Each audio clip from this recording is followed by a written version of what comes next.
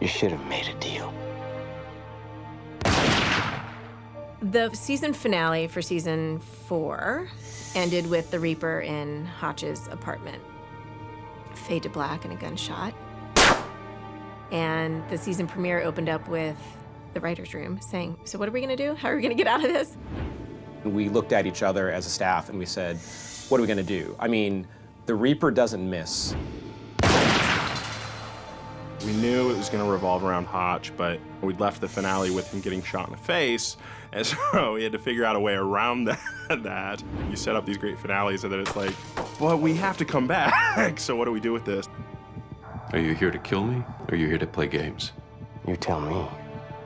Enlighten me about my behavior.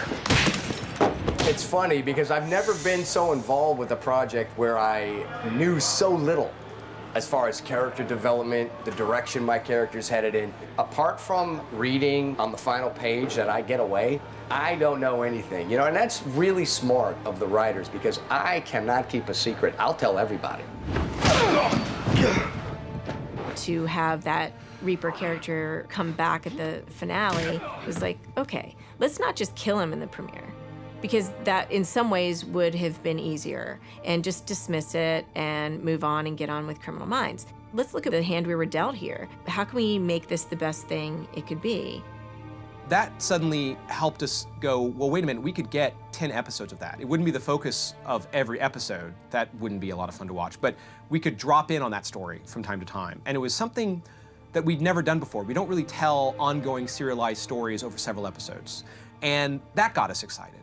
And the more we sort of broke down what the pieces of that story would be, we thought, well, maybe Hotch would have to step down. He would have to say goodbye to his family.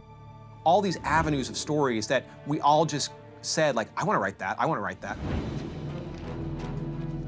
Hotch. Hotch.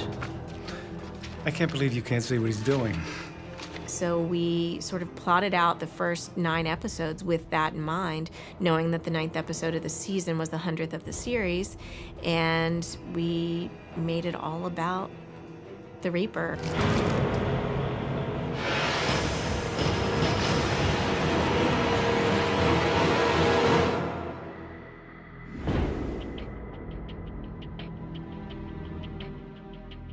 Beau Crease, or sometimes people pronounce it Beau Cresse, which is how I like to pronounce it. When we decided that we were gonna write this episode together, we didn't want any specific person's name on it. We wanted a name to represent all of us. So Beau is Breen, Juan. Cresse is C for Chris, R for Rick, E for Ed or Erica, S for Simon, E for Ed or Erica. So that's how Beau Cresse came to be. We each took half of an act, and that half of an act would start with one of the characters beginning their testimony, and then it would end on some great moment, a cliffhanger or a moment where you go, wow, I wonder what happens next, and then that would seamlessly transition into the next character. We wanted to do that because we also wanted to give each of our characters a moment by themselves. How long have you been a member of the BAU? 6 years. Could you speak up, please? Sorry, 6 years. JJ's the one that is supposed to be calm under pressure and, the face of the FBI. How would you describe Agent Hotchner's recent behavior? Driven. There were several ways I could have done it, but I just thought that she needed to get the information across to her, the facts of like, look, this is what happened. And she was very composed about it, which was hard for her because she was really impacted by what happened in that episode. Are you all right? I'm just not comfortable with any of this. I always say she's the empath of the group. She's the one that is so, really does know when something resonates in her that feels right and sort of refuses to tolerate anything that moves from that. Doesn't anybody care about what the Reaper did to them? How many people he hurt? All anyone seems to care about is... This just isn't right. She really didn't give any information or answer any of the questions that Strauss wrote. She was just emotionally stunned by what had happened and wanted to do what was right. Or, why don't you care more about Hotch than you do about how we might or might not have broken any sort of protocols? Agent Rossi? I asked you a question. Well, I think it's apparent that my relationship with Strauss is not based on any sort of equal mutual respect. Gold is still going up, but knowing when to get out, that's the trick. Well, I don't mean to say that he doesn't have respect for her, but he considers her more of a peer than an authority figure. What's the point of all this, Aaron? Why? So this never happens again. I wrote the Rossi part, and what I really liked about it is that I felt that Rossi would be the most dismissive and that he could kind of give her some attitude. You left for Marshal Kazmaier's house immediately. Yes, ma'am. I like that Reed was standing up for Hotch in this very interesting way where I know what she's trying to do, but the fact of the matter is I am a human computer. I know what you're thinking. The problem is I have an eidetic memory, and that's not what happened. I know that she knows that I know everything, so it's just kind of a nice, bold, cocky moment for Reed, which doesn't get often. I drew the luckiest straw because I got to write Act 3. Agent Prentice. You're not even on her, but when Paget's being interviewed by Strauss, and she has this line where she goes, "Ma'am." Ma'am. Ma'am. Ma'am. Ma'am. Ed explained this to me. It's F-U is what I'm saying by ma'am, but Ed told me this is what cops and litigators and agents do better than anyone. They know they're being recorded. What that looks like on paper is, ma'am. Is that what you're looking for? A way to blame this on him? What good could that possibly do? They're saying everything that in print looks okay, but their attitude is clearly saying to the person interviewing them, I don't care what you think, and you're a piece of garbage, and I don't need to be here, but they can't get busted. The phone belonged to a U.S. Marshal. It was designed to bounce between towers, so we could not pinpoint his location. What you saw from all of us collectively when we were getting interrogated basically was just loyalty. It was like, we'll give you only the information that you need. We put our hearts on our sleeves, we put our asses out there every day, but we're not just gonna give you our soul. We had Foyet's profile, and we knew if we followed it, we would know where he took Hotch's family. That was, regardless of the crime or regardless of what the Reaper was doing, that was the dynamic that was so interesting, was this team was going to stick together no matter what.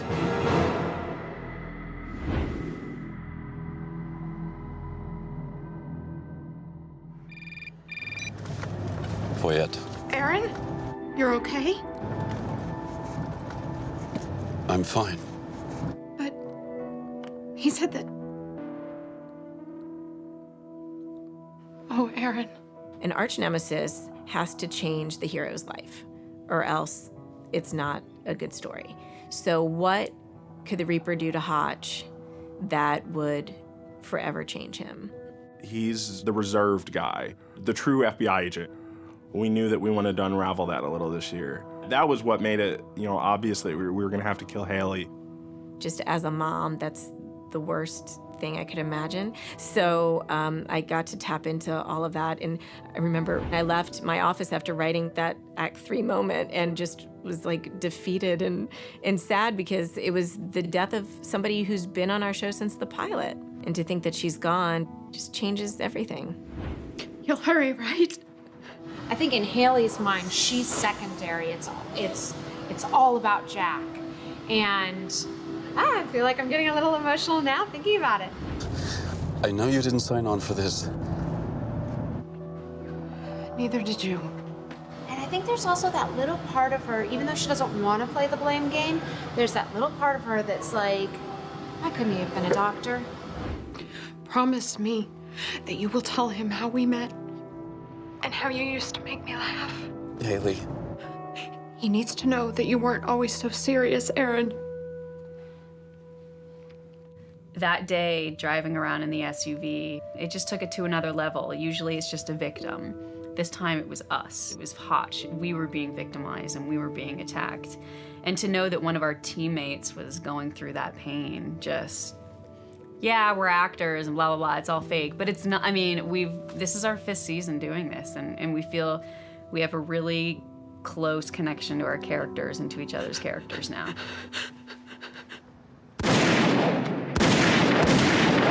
I just started crying, and I remember just crying and being so sad.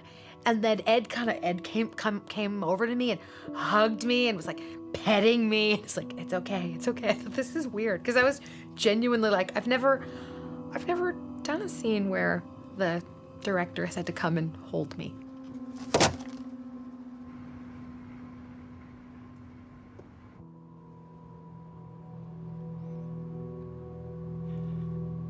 And I don't know what happened after that.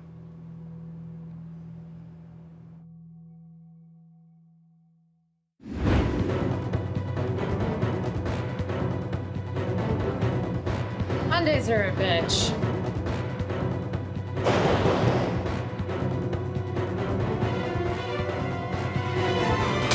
Action! Today we are shooting, well, I was about to say my death scene, but I'm actually already dead. Today is all about Hotch discovering his poor dead ex-wife, finding the Reaper, and killing the Reaper. This is the Hotchner residence. This is where we're gonna do the big fight, where Hotch and the Reaper are gonna roll down these stairs and beat the crap out of each other in here, and then finish beating the crap out of each other in the next room there. But it breaks down into 5 different sections. We have a bedroom, a hallway, a staircase, the bottom of the stairs, and they work their way into the dining room.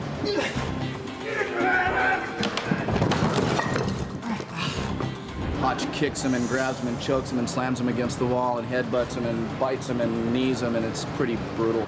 Boom, that's it. The whole stunt fight thing isn't real glamorous, you know. It's pretty dirty. There's some kicks to the ribs, you know, some shots into walls. And the older I get, the longer they take.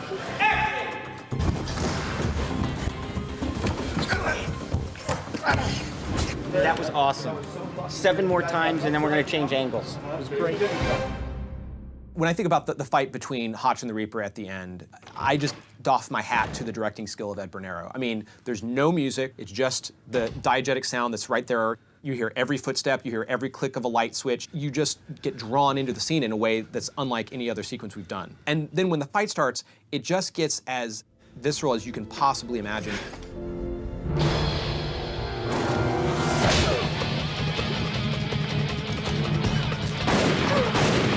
First of all, it's a payoff of 8 episodes of tension, and it's also the result of what he's done to Haley, but it's just physical. It's physical in a way that we've never done before.